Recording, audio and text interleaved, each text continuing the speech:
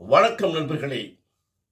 கலைஞர் ஆற்றிய உரையை கேட்பதற்கு நாம் எப்போதுமே கொடுத்து வைத்திருக்க வேண்டும். அவரின் கம்பீரமான தமிழ், ஆழ்ந்த இலக்கணம், இவை அனைத்துமே சேர்ந்து பேசுகின்ற அவருடைய பேச்சு காதுகளுக்கு எப்போதுமே இனிமையாக இருக்கும். ஆம் நண்பர்களே, 1975 காரைக்குடியில் பெரியார் அவர்களின் திருவுருவச் சிலையை திறந்து வைத்து மணியம்மை, அப்போது திராவிடக் கழகத்தின் தலைவராக இருந்த மணியம்மை அவர்களின் முன்னால் ஆற்றிய உரையை இப்போது கேட்கலாம். வாருங்கள் நண்பர்களே, உள்ள போலாம். விழா தலைவர், திராவிடர் கழகத்தின் தலைவர், மதிப்பிற்குரிய அன்னை மணியம்மையார் அவர்களே, மாண்புமிகு வருவாய்த்துறை அமைச்சர், அருமை நண்பர் அம்பில் தர்மலிங்கம் அவர்களே, அன்புக்குரிய செட்டிநாட்டு அரசர் அவர்களே, திராவிடர் கழகத்தின் பொதுச் செயலாளர் அருமை நண்பர் வீரமணி அவர்களே, சட்டப்பேரவை மேலவை உறுப்பினர்களே, தாய்மார்களே, பெரியோர்களே, கழக கண்மணிகளாம் என் அன்பு உடன்பிறப்புகளே, இன்று காரைக்குடி நகரத்தில் பகுத்தறிவு தந்தை பெரியார் அவர்களுடைய திருவுருவச் சிலையினை திறந்து வைக்கின்ற எழுச்சி மிகுந்த இந்த வைபவத்தில் உங்கள் அனைவரையும் சந்திக்கின்ற நல்ல வாய்ப்பினை பெற்றமைக்காக நான் மிகுந்த மகிழ்ச்சி அடைகின்றேன். தந்தை பெரியார் அவர்களுடைய சிலையினை பல்வேறு இடங்களில் தமிழகத்திலே நாம் இன்றைக்கு அமைத்திருக்கின்றோம். மேலும் பல நகரங்களில், பேரூர்களில், சிற்றூர்களில் பெரியாருடைய சிலை அமைக்கப்பட வேண்டும் என்கின்ற ஆழமான கருத்துடையவர்களாகவும் நாம் இருக்கின்றோம். காரணம், பெரியாருடைய சிலை எங்கெங்கே அமைக்கப்படுகிறதோ அங்கெல்லாம் அந்த சிலையை காணும் தோறும் அவர் யாத்த கொள்கைகள், அவர் வகுத்து தந்த புரட்சிகரமான திட்டங்கள், அவர் உருவாக்கிய சமுதாய சீர்திருத்தங்கள், அவர் வழங்கிய அறிவார்ந்த பொன்மொழிகள், இவைகளெல்லாம் நம்முடைய மனதிலே பதியும் என்பதற்காகவும், பதிந்த அந்த எண்ணங்களை பணிகளாக மாற்றி மக்கள் சமுதாயத்திற்கு தொண்டாற்ற ஆர்வத்தை பெற்றிட இயலும் என்பதற்காகவும் பெரியாருடைய சிலையை சில பல இடங்களிலே அமைந்தால் மாத்திரம் போதாது, தமிழகத்திலே எல்லா இடங்களிலும் அமைய வேண்டும் என்கின்ற கருத்தினை நாம் கொண்டிருக்கின்றோம். காரைக்குடியிலே பெரியாருடைய சிலை அமைகிறது என்றால் உள்ளபடியே அது மிக மிக வியப்புக்குரிய ஒன்றுதான். பெரியாருடைய சிலை திறப்பு விழாவிற்கு நம்முடைய செட்டிநாட்டு அரசர் அவர்களும் வருகை தந்து சிறப்புரையாற்றுகிறார் என்றால் அது வியப்புக்குரியதல்ல. பெரியார் சிலை காரைக்குடிக்கு தேவைதானா என்று யாராவது காரைக்குடியிலே கேட்பார்களே, ஆனால் அவர்களுக்கெல்லாம் தருகின்ற பதிலாகத்தான் செட்டிநாட்டு அரசர் அவர்கள் இந்த மேடையில் அமர்ந்திருக்கிறார் என்பதை மாத்திரம் நான் இங்கே தெரிவித்துக் கொள்ள கடமைப்பட்டிருக்கின்றேன். பெரியார் அவர்கள் தமிழ் சமுதாயத்திற்கு மூட நம்பிக்கைகளை களைந்து முகிலை கிழித்து வெளிக்கிளம்பும் முழுமதி போல் இந்த சமுதாயம் ஒளிவிட வேண்டும் என்பதற்காக அரும்பாடுபட்டவர்கள்.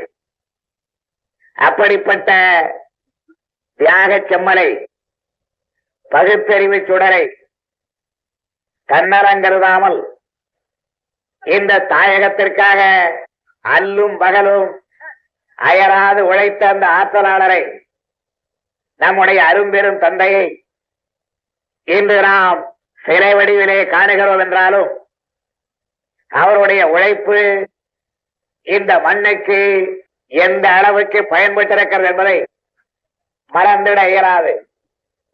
இந்த சிலையை திறக்கிற நேரத்தில் இந்த சிலை குழுவினுடைய தலைவராக இருக்கிற நம்முடைய நண்பர் என்ஆர் சாமி அவர்கள் என்னிடத்திலே பல பழைய நினைவுகளை சுட்டி காட்டினார்.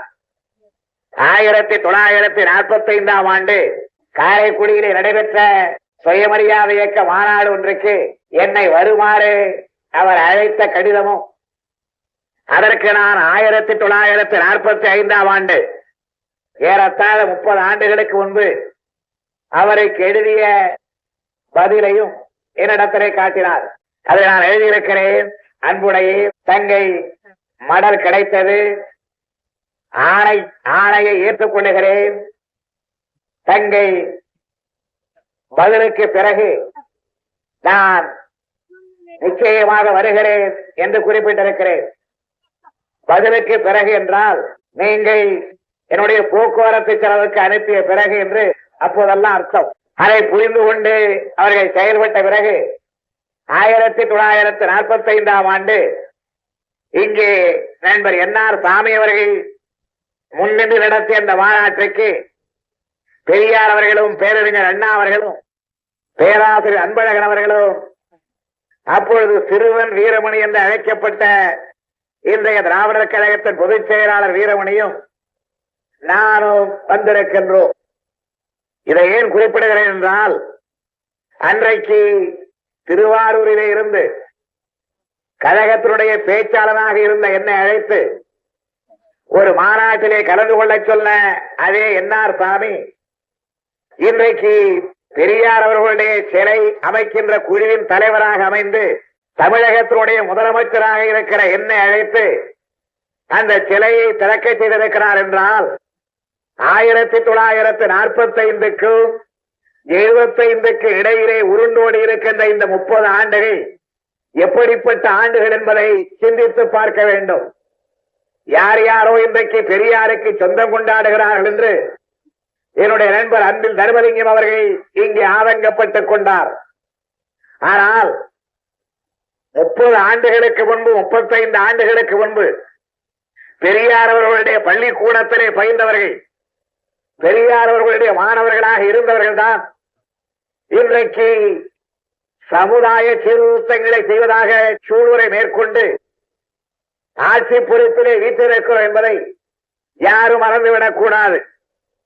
பெரியார் அவர்களுடைய பகுத்தறிவு கொள்கையில், கடவுள் கொள்கையில், மத கொள்கையில் நம்முடைய செட்டிநாட்டரசர் அவர்களுக்கு வேறுபாடான கருத்துக்கள் இருக்குமென்றாலும் பெரியார் அவர்களுடைய தமிழ் சமுதாயத்தை முன்னேற்றும் கொள்கையில், அரசியல் கொள்கையில், மொழி கொள்கையில் கருத்து வேறுபாடு கிடையாது.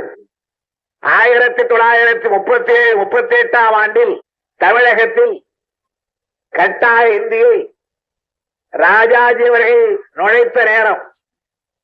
அப்பொழுதெல்லாம் ராஜாஜி முதலமைச்சர் என்று அழைக்கப்பட்டவர் அல்ல, சென்னை மாகாணத்தினுடைய பிரதமர் ராஜாஜி. அந்த ராஜாஜி கட்டாய இந்தியை 37-38ஆம் ஆண்டு தமிழ்நாட்டு இளம் சிறார்களுடைய பிஞ்சு உள்ளங்களில் வேக வேகமாக திணித்த போது தமிழகத்திலே இந்தி எதிர்த்து பெரும் புயல் எழுந்தது. அந்த இந்திய எதிர்ப்பு போராட்டத்திற்கு தலைமை ஏற்ற சிங்கமாக பெரியார் அவர்கள் போர்க்கொடி உயர்த்தினார்கள். அந்த போராட்டத்தின் தளபதியாக பேரறிஞர் அண்ணா அவர்கள் நின்றார்கள். புலவர் பெருமக்கள், பண்டித பெருமக்கள், தமிழர்கள் அனைவருமே அந்த பெரும்படையிலே தங்களை எல்லாம் இணைத்துக் கொண்டார்கள்.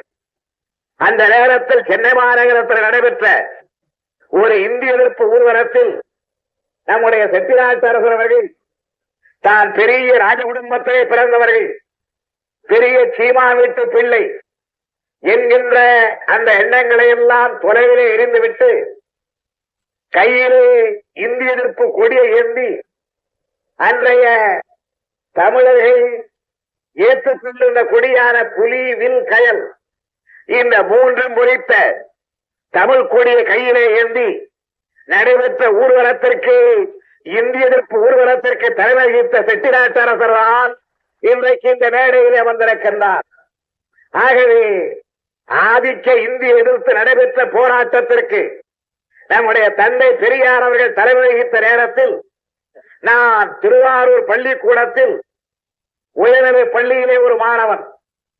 ஒவ்வொரு நாளும் பள்ளிக்கூடம் முடிந்த பிறகு மாலை 5:30 மணிக்கு ஒரு கையிலே புலிவில் கயல் குறித்த தமிழ் கொடியும் இன்னொரு கையிலே ஓடி வந்த இந்தி பெண்ணே கேள், நீ தேடி வந்த கோழை உள்ள நாடி சொல்லவே என்கின்ற கவிதை வரிகள் அடங்கிய புத்தகமும் ஏந்தியவாறு மாணவர்களை திரட்டி இந்திய போராட்டத்தை மாணவரணியில் நடத்தி கொண்டிருந்த அந்த கருணாநிதிதான் இன்னைக்கு பெரியாருடைய சிலையை திறந்து வைத்து வந்திருக்கின்றேன்.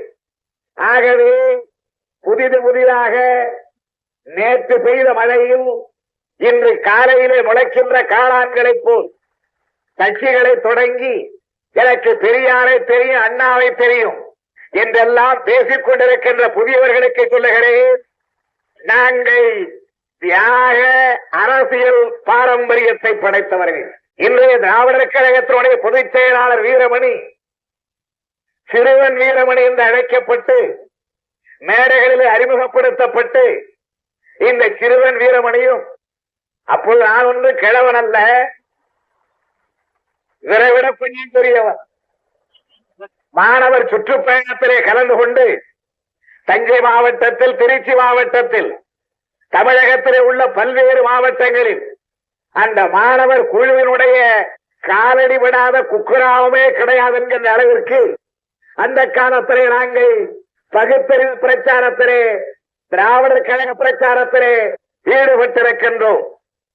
1945-46 ஆண்டில் பாண்டிச்சேரியில் நடைபெற்ற மாநாட்டில் சில எதிர்க்கட்சி முரடர்களால் தாக்குண்டு பெரியார் அவர்களால் காயங்களுக்கு மருந்து போட்டுக் கொண்டு பெரியாரோடு குடியரசு அலுவலகத்திற்கு அவரால் அழைத்து வரப்பட்டு குடியரசு பத்திரிகையின் துணை ஆசிரியராக பொறுப்பேற்று பெரியாருடைய இல்லத்திலேயே ஓராண்டு கால உணவருந்தி அன்னை மணியம்மையார் அவர்களுடைய கையால் சாப்பிட்ட கருணாநிதிதான் இன்றைக்கு அந்த அன்னை மணியம்மையார் அவர்களுடைய எதிரில் அவர்களுடைய தலைமையில் பெரியார் ராமசாமி அவர்களுடைய சிலையை திறந்து வைத்திருக்கிறார் என்பதை முற்றிலும் புதியவர்களுக்கு நான் ஞாபகப்படுத்த கடமைப்பட்டிருக்கின்றேன்.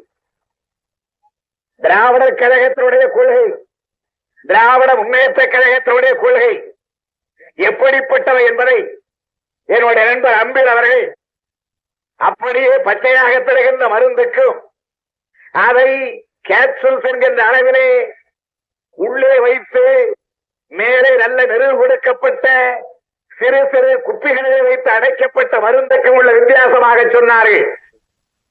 பெரியாரை விட்டு நாங்கள் பிரிய நேர்ந்த போது பேரறிஞர் அண்ணா சொன்னார், திராவிடர் கழகம் வேறு, திராவிட முன்னேற்ற கழகம் வேறு என்பது பேரளவிலேதான். ஆனால் இந்த இரண்டு கழகங்களும் சமுதாய மறுமலர்ச்சிக்காக, அரசியல் உரிமைகளுக்காக, மொழி ஆதிக்கத்திலிருந்து தமிழ்நாட்டு மக்களை விடுவிப்பதற்காக என்றைக்கும் இரட்டை குழல் துப்பாக்கிகளாகவே விளங்கும் என்று பேரறிஞர் அண்ணா சொன்னார். நான் புதிய கட்சி ஆரம்பித்து விட்டேன், ஆகவே நான் முன்பிருந்த கட்சியை அழித்தே தீருவேன் என்று பேரறிஞர் அண்ணா கங்கணம் கட்டிக் கொள்ளவில்லை. அப்படி கங்கணம் கட்டாத காரணத்தினாலேதான் இன்றைக்கு அன்னை மணியம்மையாரும் நாங்களும் வீரமணியும் நாங்களும் ஒரே மேடையில் அமர்ந்து எங்களை எல்லாம் ஒரு சேர ஆளாக்கி வளர்த்துவிட்ட எங்களுடைய மாபெரும் தலைவருடைய சிலை எடுக்கின்ற விழாவிலே கலந்து கொண்டிருக்கின்றோம். பெரியாருடைய சிலையை திறக்கிறோம், பெரியாருடைய படங்களை திறக்கிறோம், பெரியாருக்கு நினைவு சின்னங்களை அமைக்கிறோம், பெரியாருடைய பெயரால் கட்டிடங்களுக்கு பெயர் வைக்கிறோம் என்பதோடு பெரியாருடைய கொள்கைகளை நாம் நிறைவேற்றிவிட்டோம் என்று பொருள் அல்ல. அவர் எந்த லட்சியங்களுக்காக பாடுபட்டாரோ, எந்த கொள்கைகளை நாட்டு மக்களிடத்தில் எடுத்து சொன்னாரோ அவைகளுக்கு நாம் தொடர்ந்து பணியாற்றுவோம் என்கின்ற சூழ்நிலையை மேற்கொண்டாக வேண்டும். பெரியார் கடவுளின் பெயரால், மதத்தின் பெயரால், புராண இதிகாசங்களின் பெயரால் மக்களை ஏமாற்றக் கூடாது என்பதில் அழுத்தம் திருத்தமான கொள்கையை படைத்தவராக இருந்தார். அதை இன்றைக்கு நாம் செயல்படுத்தி தீர வேண்டும். கழகம் பொறுப்பிலே இருக்கிறது, ஆட்சி பொறுப்பிலே இருக்கிறது. ஆகவே பெரியார் சொன்ன அறிவிக்கைகளால் வேகமாக போகக்கூடாது என்று பெரியாரை எங்களுக்கு சொல்லி இருக்கிறார் என்றாலும் பெரியாருடைய கொள்கைகளை இந்த நாட்டு மக்களுக்கு ஏற்ற வகையில், இந்த நாடு முன்னேறுகின்ற வகையில் திராவிட முன்னேற்ற கழக அரசு எவ்வளவு பேர் எதிர்ப்புகள் வந்தாலும் அவைகளை தாங்கிக் கொண்டு நிச்சயமாக நிறைவேற்றும் என்ற உறுதியை இந்த சிலைக்கு முன்னால் என்று நான் உங்களுக்கு தெரிவித்துக் கொள்கிறேன்.